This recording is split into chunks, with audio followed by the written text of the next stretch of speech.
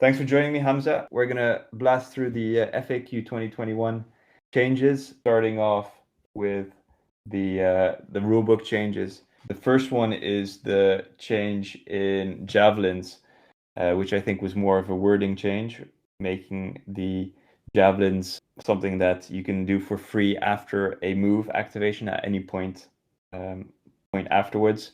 How do you feel about that change, Hamza? I think it's okay. I don't have any strong opinion about it.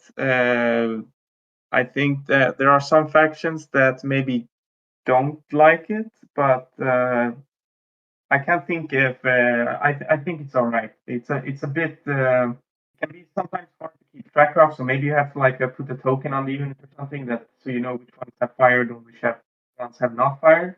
Maybe, but I don't feel too strong about either way. Yeah, I think the main thing is that it's after a movement. So if you go straight for the charge, you wouldn't activate it. You might think you would be able to throw the javelin after you disengage from melee, but that doesn't actually count. It's not a Yeah. movement officially. So you'd already have to have a move and then a charge, and then you could maybe throw a javelin. What it maybe can do is if you move up with something and then you want to activate like from the board, like you use like an activation shooting action, then I think that's like an improvement now because before you had to basically shoot after the. I thought you had to shoot like after the move. So the next one was a composite bow change. I think they've just clarified the rules. It's cleared up some of the questions that kept on coming back regarding composite bows as to whether or not you would receive a fatigue from the shooting itself rather than just not having to use a dice. And also it makes it clear that if they shoot, if they're activated based on a advanced ability, you also wouldn't get a fatigue from there.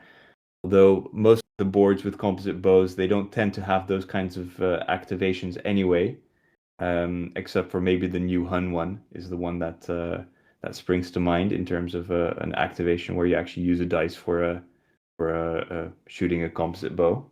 I think Saracens have this as well. They can activate to shoot from the battle board, and it's pretty useful to do. They have the ability called Brotherhood. So then it is definitely an improvement for them as well. Yeah. And then I think the one that everyone was maybe waiting for was the finalize Warband mustering. I'll just read the text, and I think it's a really positive change. So this is optional. So if both players agree to use it. So after assembling your warband, you can make one of the following exchanges: remove 2 Hearthguard from your warband and replace it with 4 warriors or 6 levies. Remove 4 warriors from your warband and replace them with 2 Hearthguard or 6 levies. Or finally, remove 6 levies from your warband and replace them with 2 Hearthguards or 4 warriors. You can only make one such exchange, and that is at the time of the warband assembly. So after spending your budget points and before recording the number of miniature types in your roster. Like having an 8-man Hearthguard, that's like too many, but having 4 is too few when you want to use abilities on them. So having 6 is like a good number.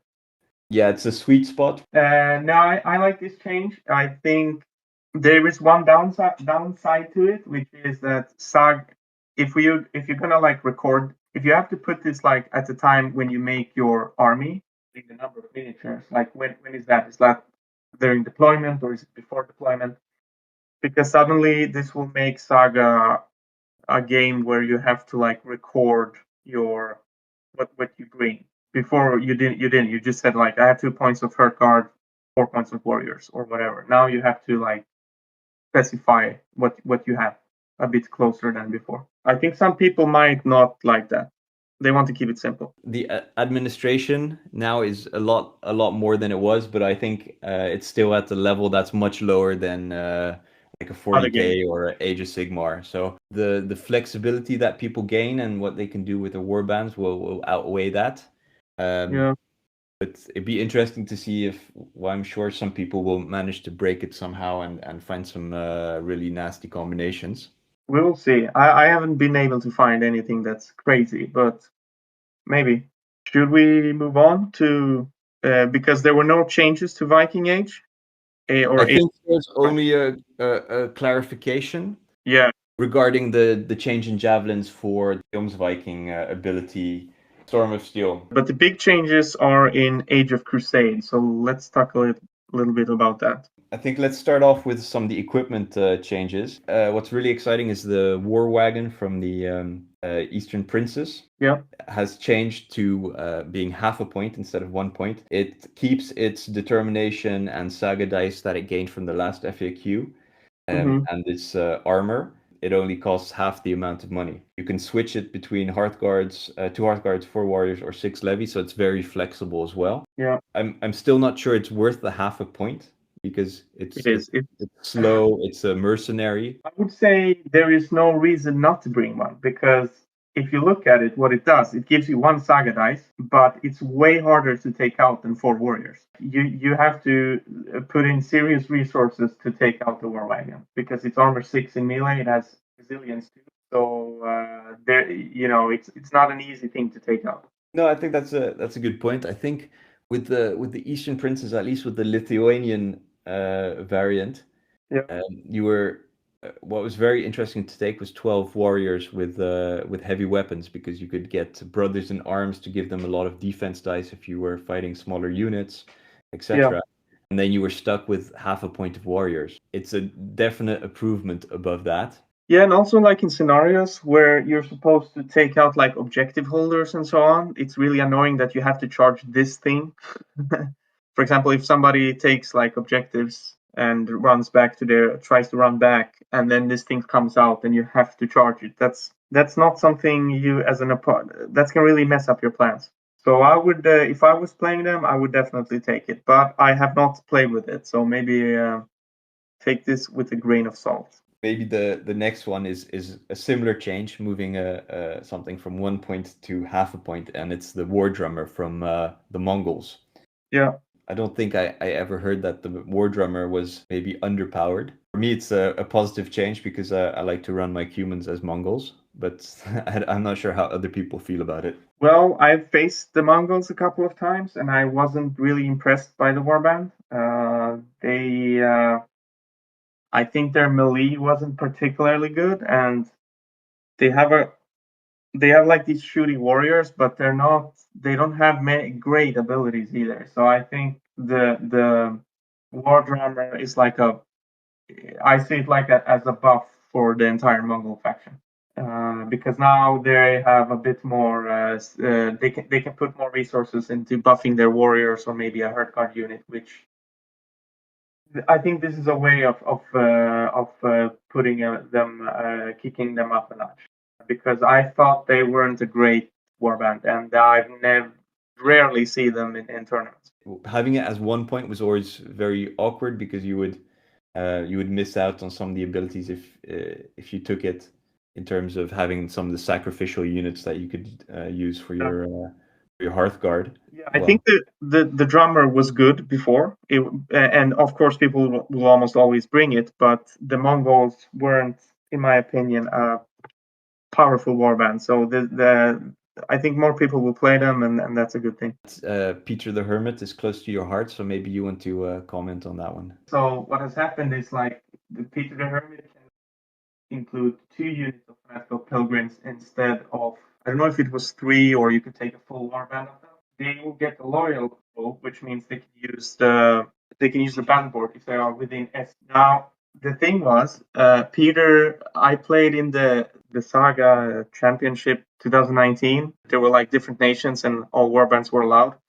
And Peter warbands were crushing it. They were not. You weren't able to defeat them basically, because what happened was they would get close, and then they wouldn't stop generating attack dice. And what this does is it doesn't help a lot against that. So it's still very powerful. That they are loyal as they are within S doesn't matter, because Peter wants to be close because he has a rule where he gives them extra attacks or defense. I can't remember.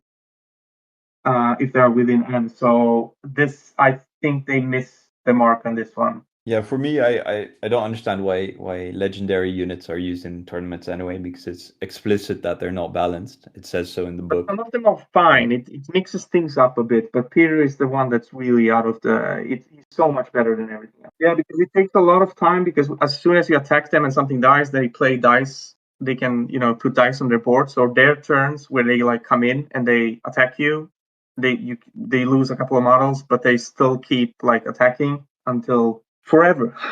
So I thought they were gonna do. They could have worked more to fix this. Maybe we can move on to the Western Knight. I don't know really what's new, but the rule says like in addition, with once for a move or charge during their turn. Note that it is a move or charge, not both. This brings them in line with the Flemish, but my opinion is that you can activate them for a rest as well, because it doesn't say explicitly that you can't, and all units can be activated for resting. So you can only do move or charge. I would still never take this unit, but it's maybe an option for. So maybe we can have a brief moment of silence for the Moors, which is the next part. Yeah. I was expecting some changes. I think you were too. But there seems to be the status quo has remained in place. Yeah, I was hoping that they would one of their abilities would go back to the previous one because they're a bit weak. I mean, they have strong equipment options in the form of crossbow levy and javelin horseman, but their battle board they need some kind of they would need some kind of. So I'm not gonna play them. I'll prefer Saracens or Musatawa compared to the Moors. They're in the baby league. All right, so maybe talking about the baby league. Let's talk about the Polish. They used to be like the weakest faction before. I would never see anyone play the Poles. They were bad before, and I think they gotten some help now with two new abilities. Two changes. So the Clash, which previously, I'll read the old ability. So after this ability is resolved, your opponent may trigger a Saga ability or use a Fatigue. Then this melee Saga abilities phase comes to an end. So essentially, you would not be able to continue with your abilities as a Polish player, but your opponent would be able to continue. In the new version, so your opponent cannot trigger any Saga ability during this melee. He can use your Fatigue, however, and in addition to that, gain 1 attack and 1 defense dice. So that means you can continue with your abilities as well. Yeah. And so it total buff, and then on top of that, you also get some dice. Yeah, it makes them a lot better. Now they can control melees in a way they couldn't before. They're. I mean, if you're caught off guard, if you have like a weak unit that depends on board abilities to survive. For example, if you have like composite bow cavalry that usually they take a lot of casualties if the board doesn't help them. This can really be dangerous. Warbands which require maybe a combination of 2 or more abilities to really function, you can essentially cut it short here.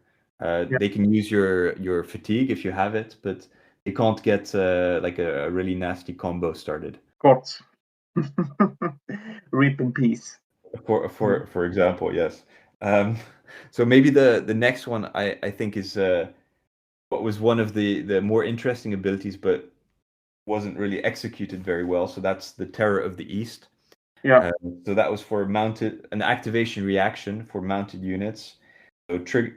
So the old one was trigger this ability after an enemy activation, but before it is resolved. Activate one of your units for a charge. The unit targeted by the charge gets 4 bonus defense dice in the ensuing melee.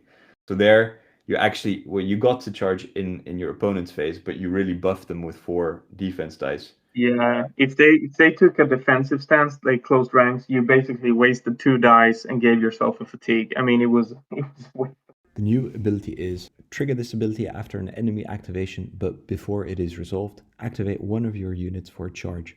If your unit is within M of its target, the charged unit gets 2 bonus defense dice in the ensuing melee. So if you do like a long charge, then they don't get anything. So suddenly phase, and now you can control his movement in a way. Yeah, I think it makes it anything with a long charge. Either you force people to come in to you with a fatigue. Of course, especially against like Levy or something. Levy in the open, they're gonna be mauled.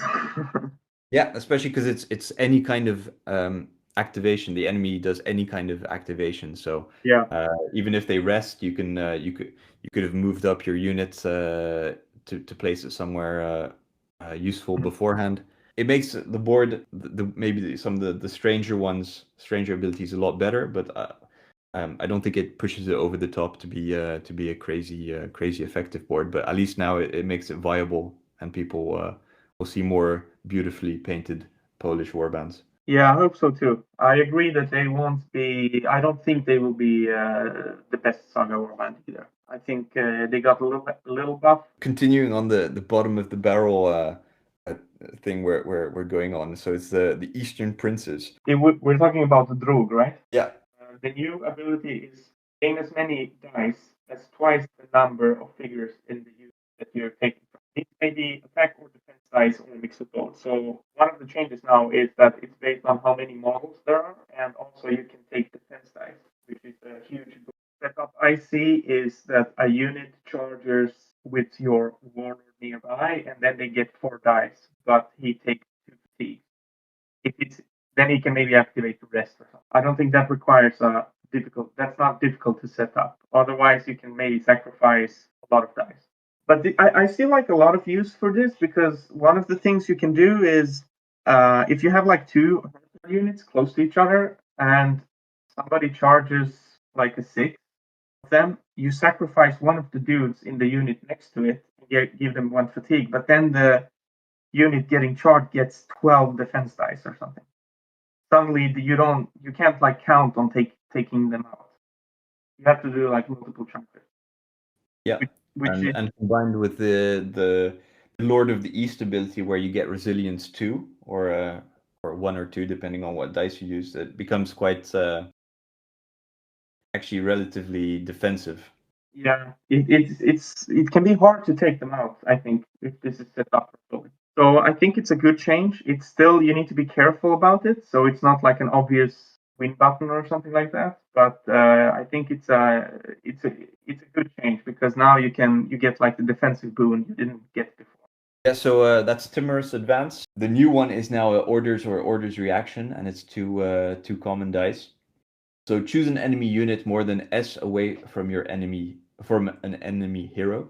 Until the end of the turn, this unit counts as a mercenary unit and suffers 1 fatigue at the start of each melee in which it is engaged. So the change from the old version, you get an extra fatigue if you engage in melee. So I think this one was already really good because if you're Yeah. a mercenary, you can't use the advanced or most of the advanced abilities. So then for example, a large Hearthguard unit suddenly becomes completely unbuffed. Yeah. I think it makes it you I pay the think same price. There's no downsides for you, and it's the ability got better. So yeah, it's a positive change, I think. I think it won't be used as so much against third guard because they will probably be as close to a hero. But you have to look out because it's both during orders and orders reaction. So you have to be careful where you put your heart guard. But again, I think like levies or something on the flanks or whatever, those units are gonna suffer from this because getting the fatigue start of the melee. That means like they can walk up to their horses can engage your like if you think your levy in the woods are safe because the horses will get a fatigue if they charge them. Well, guess what? You will also get the fatigue. So it gives them a lot of options to be annoying, which is good because I think this board was not very played a lot before.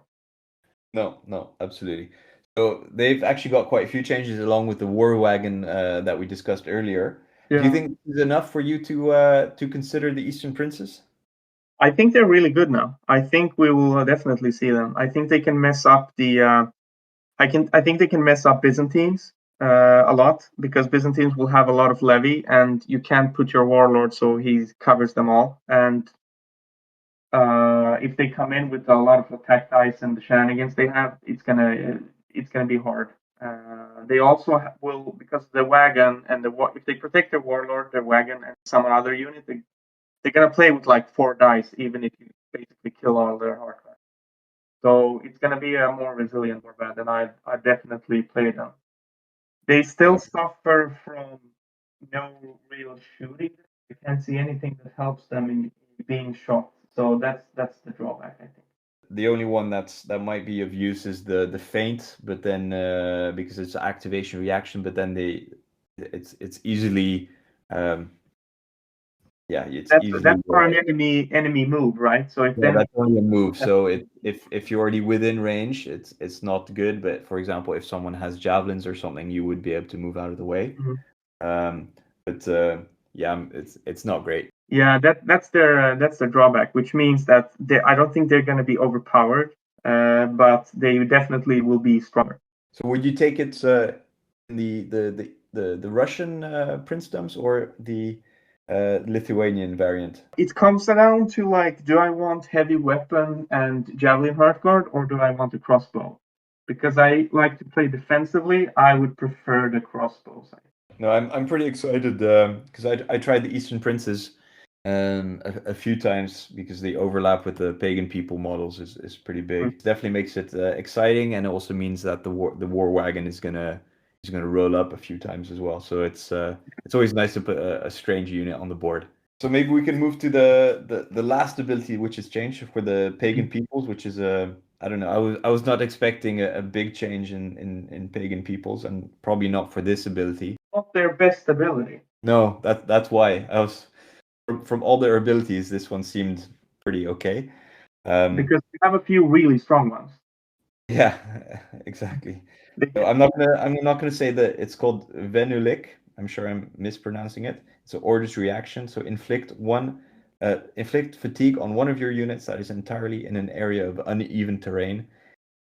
Inflict a fatigue on an enemy unit within short of that terrain area. So now the only change here is that you also get a fatigue yourself. So for me, for uncommon dice to do that, I'm not sure if it's I'm sure it's situational, but maybe if you can kill like a warlord or something, and he's also terrain. Yeah, with the warlord, because you also have for pagan peoples, you have the automatic hits based on the number of fatigue someone has. Yeah. Yeah, that makes it interesting, but yeah. You don't have to have it. You can just shoot one more time. But they're a strong warband. They're really strong. The pagan people. They have a lot of shooting, a lot of dice efficiency. They can mess around with the opponent's battle board. I think they'll still be a strong warband after this. I actually think it's they'll be the biggest impact for them will be being able to use the half points. Yeah. Because when I play them, if you want to use Hearthguard and have a melee punch and either teleport them, you have to keep them either go with 3 Hearthguards, so you split them in groups of 2 times 6, in which case your shooting is pretty limited.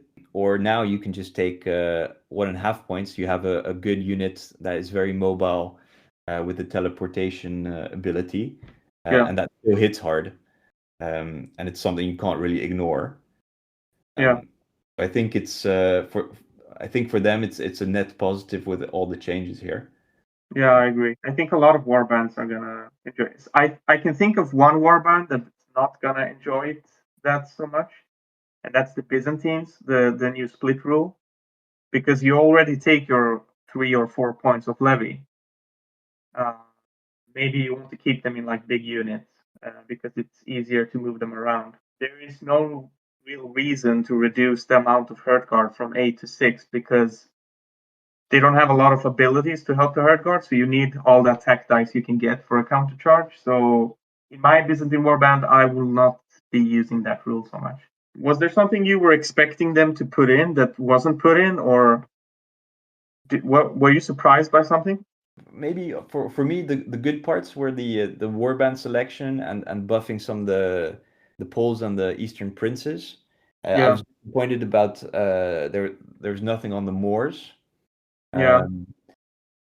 And maybe one thing I was thinking about that I was missing was the kind of preemptively putting in for the old friend new enemies selections for Age of Invasion. So it's saying that the new Huns could be used for steppe peoples and Cumans, and then the Saxons for Germanic peoples and pagan raiders, etc. Because I think it's pretty obvious that is the case, but it would be nice that was actually explicitly stated, especially because you mean somebody's gonna say like you have to use the old battle boards? You can't. I'm not sure that's the case, but I'm sure someone somewhere online will argue it, but it will never actually. Yeah, but somebody online is going to argue about anything. So you can... This is true, but I think we can just save ourselves a lot of. And that someone will be me, most likely. Oh. Yeah, I think some people also expect like them to change like wording, like to clear up the wording, and I don't think that's going to happen. Like have like super clear wording. I don't think this game is made like that. I think overall, like the usability and the clarification on the composite bow and the javelin, I think that helps. Yeah. Maybe there we already eliminate a lot of questions. I think overall, like the quality increases. Yeah, I think so. So I think it's just kind of nitpicking a little bit. Just I'm gonna say my things. What I thought about the FAQ, I think it's good, and I understand that they were maybe checking out a few things about, especially like the Poles and the Eastern Princes, and that's why maybe they kept it under wraps for so long, and it's understandable because those are good changes. I'm a little. I'm the things that was the things I like. I also like the new split, the half point rule. It's super good because I've been playing Age of Magic a lot, and one of the things you can do there is take a unit of warriors, take a half point from them, and turn it into like a creature or like a mini hero. So I wanted to have that rule in the historical ages as well. So I like those a lot. I was expecting a change on the Byzantines because I think they're a very strong warband right now. They're very defensive. It's hard to take points from them. Any kind of VP scenario, they tend to dominate. And also, I was expecting them to just nerf Peter into hell, like to make him unplayable, but they didn't. It's still good, and that was weird. Thanks a lot for joining me, Hamza. That was very educational, and I look forward to seeing all the weird and wonderful things that people come up with the new changes. Yeah, me too. It was fun being on.